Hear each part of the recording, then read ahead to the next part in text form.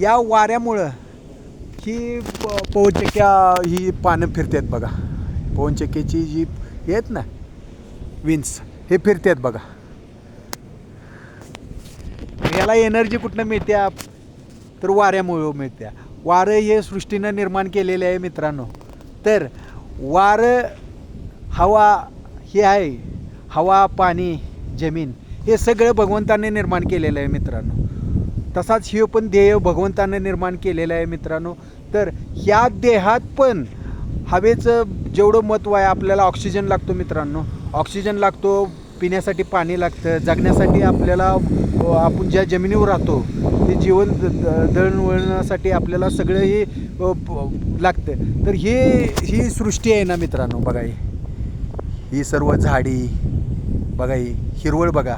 आता मे महिना चालू आहे मित्रांनो, पण ही हिरवळ बघा भगवंताची देण आहे ही. बघा ही हिरवळ अशीच टिकून राहायची असली तर खोलवर या झाडांची मुळं आहेत बघा. ही झाडं हिरवी आहेत, ह्यांची खोलवर मुळं आहेत, त्यामुळे याला पाणी मिळते. आणि त्यामुळे ही या वातावरणात या आता मे महिना असला तरी जरी पावसाचं वातावरण अजून नाही तरी पण पाणी यासनी मिळतं आहे. मुळं याची खोल आहेत मित्रांनो. तसंच आपलं जीवन पण तसंच आहे मित्रांनो. आपल्याला पूर्ण जीवनात आनंदी जगायचा असला तर आपल्याला हर एक क्षण तुम्ही आनंदात घालवला पाहिजे मित्रांनो. आपण आलो आहे आता हे 5:30-6 वाजता आहे मित्रांनो. आता ह्यो दिवस मावळतोय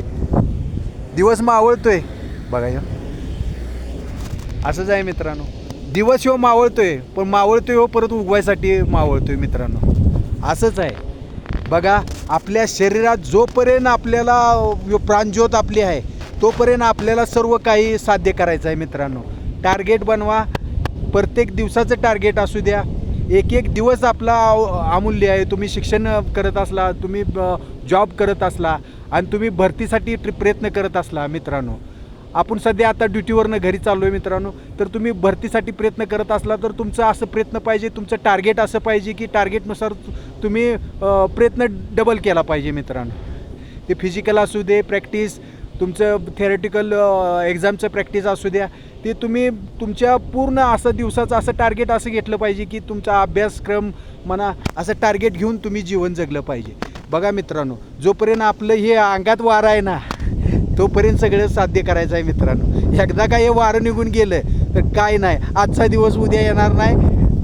तर असाच दिवस तुम्ही आनंदी जगा. आणि बघा ही जी फिरते ना पवनचक्की, ह्या फिरत्यात जसं ह्या वातावरणात भगवंतानं वारं दिलं आहे त्यामुळे ही पानं फिरतात. त्यामुळं ही एनर्जी निर्माण होते आणि एनर्जी निर्माण होऊन परत ही आपल्याला परत ही एनर्जी मिळते.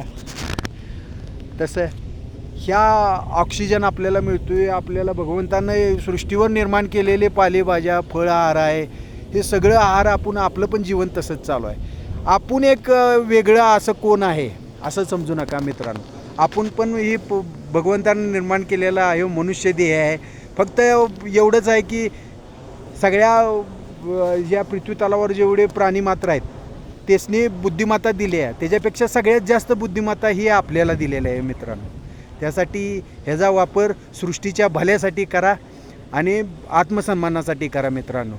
चला परत भेटू. आवडला विषय तर सबस्क्राईब करा मित्रांनो. धन्यवाद.